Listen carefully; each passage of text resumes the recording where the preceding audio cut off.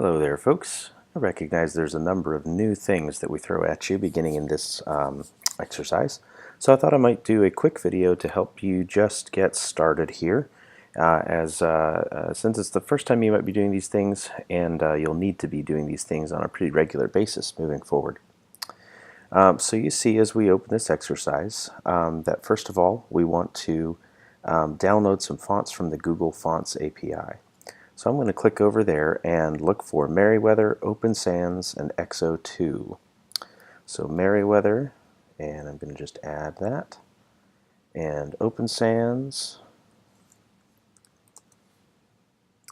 and so we want Open Sans not condensed, and then XO2. Make sure you get XO2.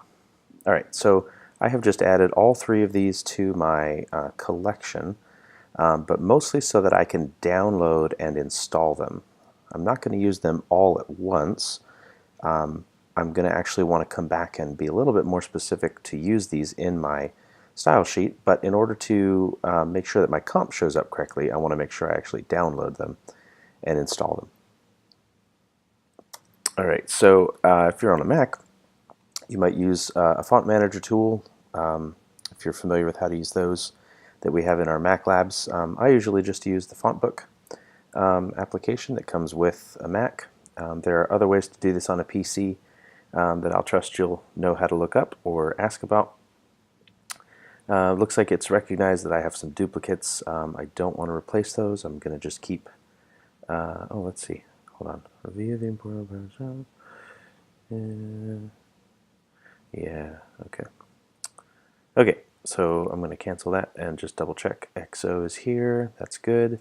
Open Sans is here, Merriweather is here. All right, good to go. So that is what we meant here by download and install these fonts from the Google Fonts API. So that's typically a step that we're going to need to do in order to work with these design comps. Of course, these contain fonts, and if you don't have those fonts installed on your computer, they're not going to look quite right. Next of all, we want to download these sketch files so that we can use as a basis for our work.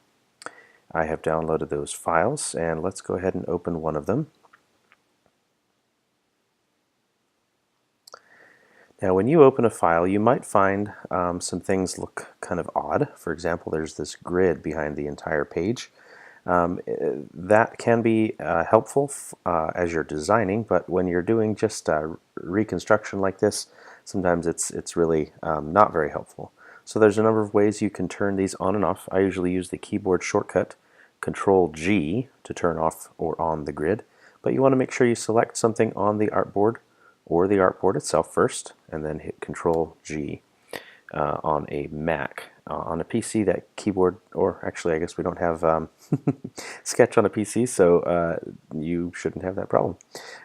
So that's the keyboard shortcut to turn that off. You can also get up here to View and toggle Show Grid and Show Layout. And you can also do the same thing using the View, Canvas, Show Grid, Show Layout toggles there. Alright, so that looks a little cleaner for us to begin to work with. Alright, so we've seen one of those files. I believe that's the first one we actually need to work with, so let's carry on. So our instructions now say that we're going to be creating these diverse styles for H1 through 3, paragraphs, lead paragraphs, bullet lists, hyperlinks. So one thing that would be wise to do would be to kind of look through the document and see if you can correlate each one of these things to things in the markup. So of course, heading 1 would probably be the H1. Heading 2, oh, there's an H2.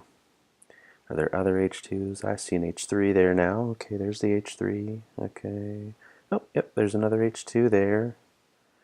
Cool. Okay, so we've got several of each. That's normal, no problem. There's a lot of content here, isn't there? We also have paragraphs. Good, but what does it mean by this lead paragraph?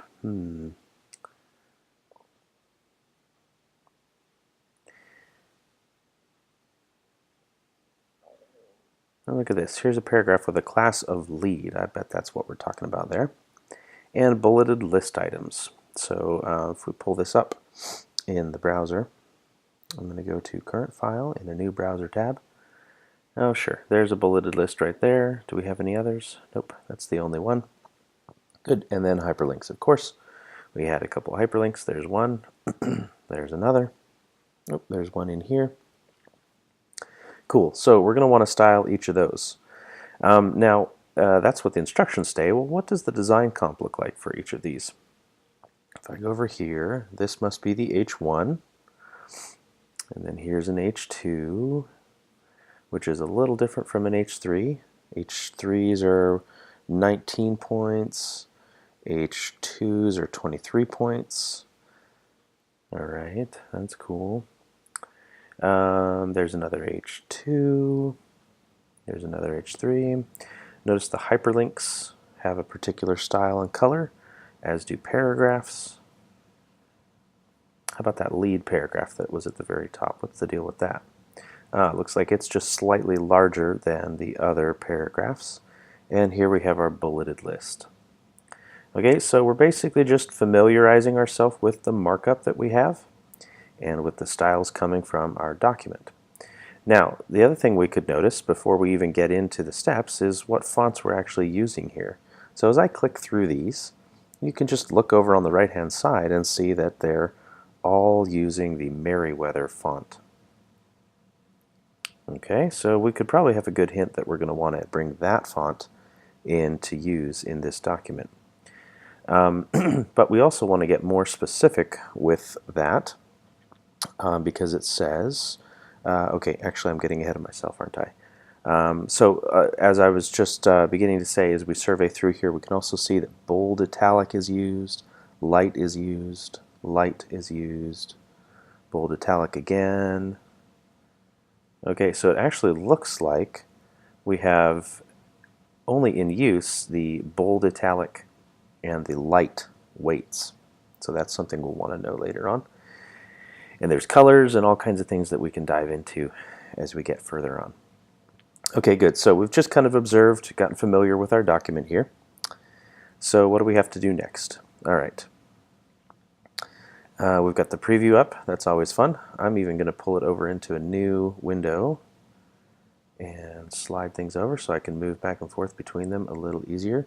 If you have a larger screen, I tend to make my screen a little smaller for these videos, so things do get a little crowded, but I like to kind of arrange things so that I can easily move between several different files, because I'm going to want to be in my design comp, I'm going to want to be looking in the browser preview, and I'm of course going to want to be actually adding code here from the document.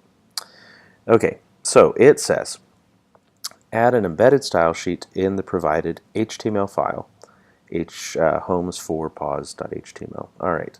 So of course you may recall that we can add external style sheets as separate files, and we can add embedded style sheets here in our document, like this. That is an embedded style sheet. Done. Now we're going to import the font Merriweather from the Google Fonts API using the guide provided in the corresponding lesson. Be sure to use the custom tab to activate the styles you observe in the provided comp. So it's a good thing we observed. Remember, we had noted that it's Merriweather that's being used, and it appears that the bold italic and the light weights are the only ones being used in this comp. So if we want to save some resources and download time, we can just download those two sort of settings for this one font. Alright, so I'm going to pull out Exo 2 and Open Sans for now because I only want Merriweather. I'm going to go to Customize, and I'm going to make sure I have light and bold italic, since those are the only two I need. Now in a full website I probably think a little more broadly, because I might have only used those two right now, but there's a good chance that down the road I might want to do something else, do something with some additional weights or styles. Can always add those on later. So I'm going to keep it lean for now and just use those two weights. Go back to embed, and I like to use the import tab because we're dealing with an actual embedded style sheet. And as shown in the other videos, I'm going to grab that little piece right there, copy it, and go over to, oops, I guess I need to be over here, and just paste that in. Okay, so that has accomplished number 2, in that I've gotten just the Merriweather font and the sizes, styles that I need for my document there. So I'm set up to use the lightweight with the font weight setting of 300 and the bold and italic settings here with 700i. That means I'll need the font weight of 700 and the font style of italic in order to use this. Okay, number 3 says set up your style sheet so you can match point size to width, sorry about that, can match point size with rem based on the instructions provided in the corresponding lesson. So what are we talking about there? Hopefully you have read through the lesson and you might recall that that was one of the topics discussed. It actually happens to be one of the main headings over here in the sidebar. So there's a little bit of history, and you can see in the video how this works. But here are the steps. We're going to be setting the font size on HTML, that's the root element, to 10 pixels. Alright, so that means we're going to come over here and we're going to select HTML. We're going to get font size of 10 pixels. Alright, that means that our document's base font size is 10 pixels. And from here forward, anytime we want to set styles on a particular element, we now switch and use the rem unit to match the point size more precisely. So if we have, and that's divided by a factor of 10, so if we observe a font size of 14 points in our comp, we're going to need to set its font size in CSS to be 1.4 rem. See the relationship there? Okay, so all we've done is change the base font size. We should see our preview downsize a good bit, but that's okay because we're now going to go in and change everything to be what it needs to be. So let's just do a few of these to help you just get the flavor for how this goes. By the way, we are now moving on to step 4. Create CSS rules for each of the typography styles listed above based on the settings you see in the provided sketch file. So we're going to want to think about each of these. Doesn't mean that we need every single one of them on every single situation, but we can at least think, do we need these? So it might not hurt to review what we have at the top and go ahead and put in selectors for them. H1, H2, H3, paragraph. Remember we had noted that the lead paragraph is this guy here with a class of lead. So alphabetically that would go here. All I need is the class in order to select that paragraph, and we're in business. Bulleted list items would be LIs, and hyperlinks would be A tags. Now, a little side note, anytime we're working with list items, there's a good chance we might want to be working with the container around them, the UL, especially when we start thinking about spacing above and below. So I'm going to also go ahead and put in a little placeholder here for UL. Okay, we've got everything in there that we need. Just need to move HTML down so that it's actually alphabetized. All right, we shouldn't have anything changing yet because all we've done is select things. But let's just kind of do some tests to make sure that we're on the right track. On one hand, we have a pretty color, right? A pretty unique color here on the H1. So let's go ahead and go over here and open up that color, copy the hex value. Oh, Sketch, you're so helpful.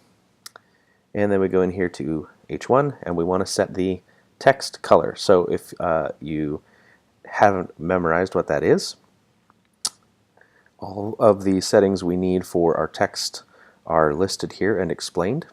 So the text color is set with the color property, and we want to paste in our hex value. Just don't forget to put that pound sign in the front. As you can see in the example, we need the pound sign. And confirming it's working, looks good. Alright, so if we wanted, we could be like, oh, they all the headings have that color. Let's go ahead and lay it in on each one of them. So we could go over here, grab our color, paste it in for H2s and H3s. And refresh, and we see our colors appearing. Good deal. Now, we don't want to take for granted that our body, copy, and all these other things are just plain black. In fact, they're not. They're a nice, clean gray there. So I'm going to copy that, and so it looks like we want it on paragraphs and list items. It's also going to be on the lead paragraph, but let me show you a little trick that comes along with this. So if we place these on the LIs, oops, actually need to say color, pound, paste. All right, copy that, paste it there. Okay, let me show you something called inheritance. When we apply a color to base tags like this, LIs and paragraphs, those colors will apply to all of the items of that type. So even though this guy here has the lead class applied, he also gets the color provided by our P tag. By the way, all I did here was right-click and choose Inspect. This pulls up the inspector, which is a very helpful tool as you're kind of looking at the settings applied to your elements. So you can see, for example, that in this paragraph that has a class of lead, there are default styles here. There's some default margin being applied, and there's, of course, a block level element. Then we have our style coming from line 37 of our file, providing color to just the paragraph portion. But it's also noticed that we have a selector. There's nothing going on with it yet, but a selector for class of lead that is here on line 29. Now watch what happens if I happen to create a conflict between these two. If I say I want lead paragraphs to be red. All right. Now the red color here is overriding the gray color. That's because lead is a class selector, and class selectors are more powerful than, or more specific than, paragraph selectors. Okay, so class selectors trump paragraph or tag selectors. In this case, it wins out. Now if we have another setting on here, like if we set margin to 0, as we talk about doing in this bullet right here, margin top and margin bottom can be set to 0.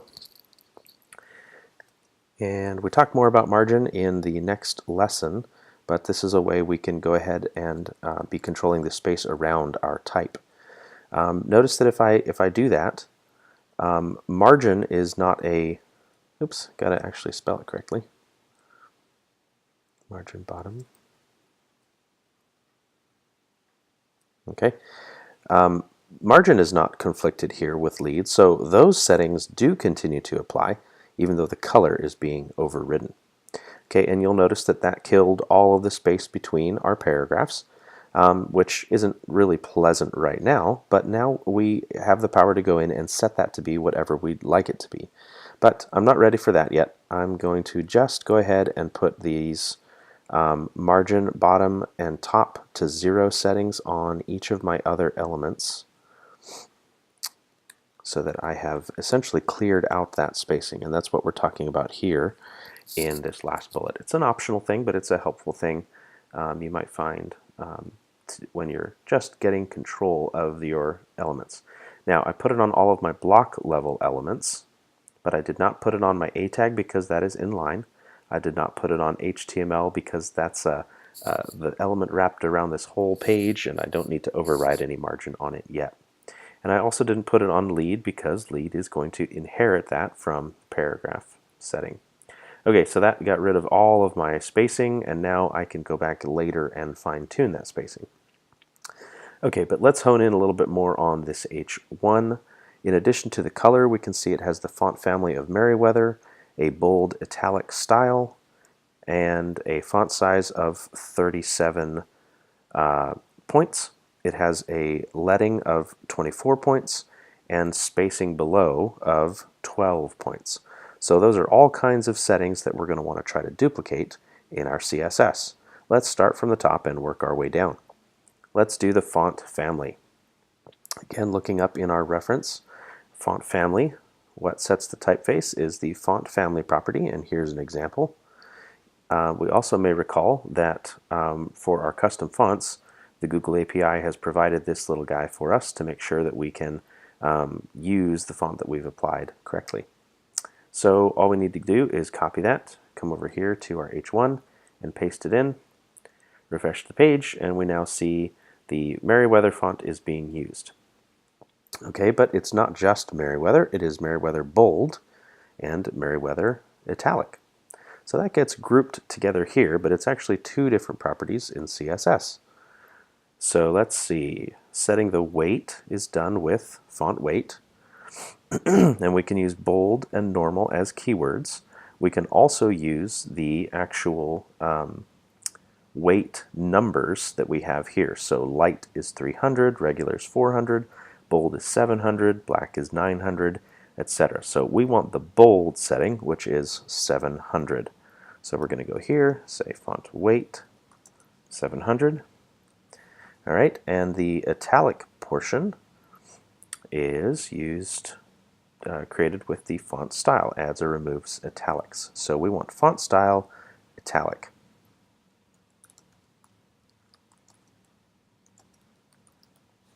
All right, so we've got those two in place. Let's take a look. Hey, that's looking pretty good. Now let's get the font size correct, because we've already set the color. Font size should be 37 points. And you may recall, in order to match our font size, what we actually want to do here, oh, by the way, font size is how we set the size of our type, font size. Eventually you do this enough that you memorize them, whether you want to or not. We do it like that. So we're using the rem unit, and we're using 1/10 of the point size. Okay, so now we go refresh our other browser page, and that should match exactly. Pretty slick, eh? But there's a few more things yet to match, because we look here and we see, so we've covered all of these up here. It's left aligned by default. We don't need to do anything with that one. There's no kerning, so nothing to worry about here. But the line height, or the leading, is 24. So there's a couple of things to note about that. First of all, the property that we want for leading is down here, adjusts the leading. And we can set this like this and use any number of units. So I'm going to recommend that you carry on using rems, since rems are relative to that root size that we set of 10 pixels. So 24 points is technically what we're dealing with here.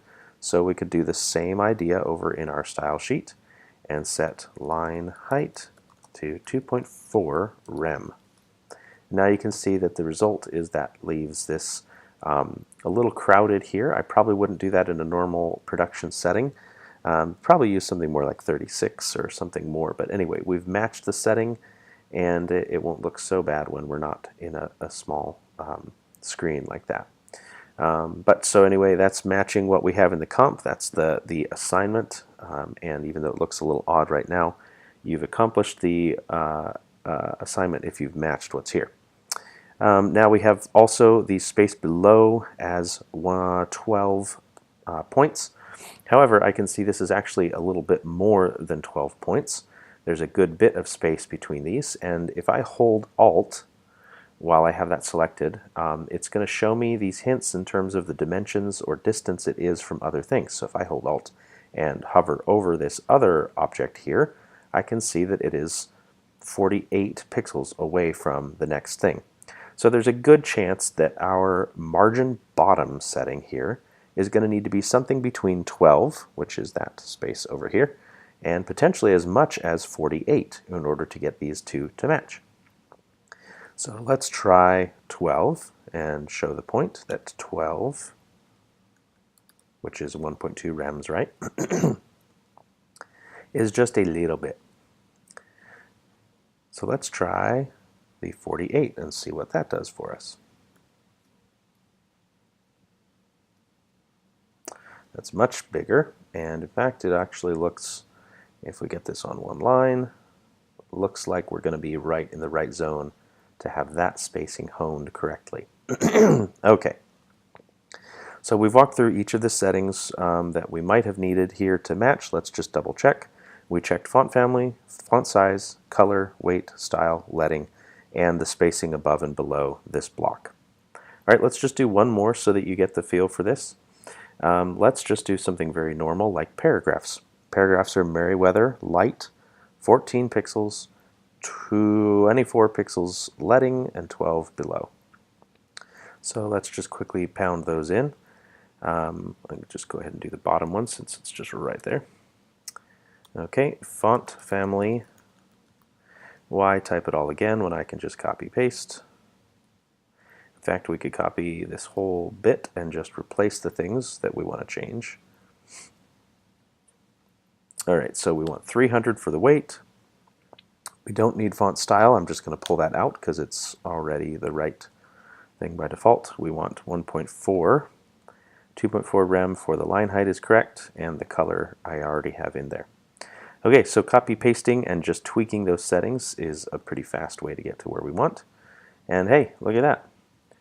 If we hold these side by side with the others, let me make sure I'm at 100%.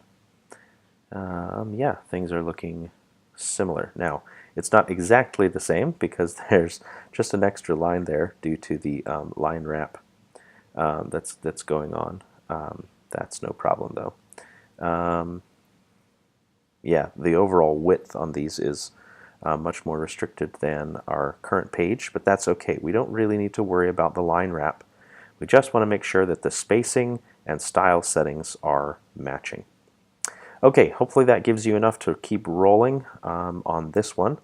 I'll give you a heads up that as we get into the next one, we're going to be doing much of the same. You're just going to have a few extra elements to do for your selectors. They just get a little fancier over here. You're also going to be given a set of additional styles so that you have some other styles affecting things and matching this comp a little bit more. So hopefully this lets you get going, and I hope you have fun as we're actually getting in now to make our styles, our documents look the way they are styled to look in our comps. Just reach out if you have any questions or concerns.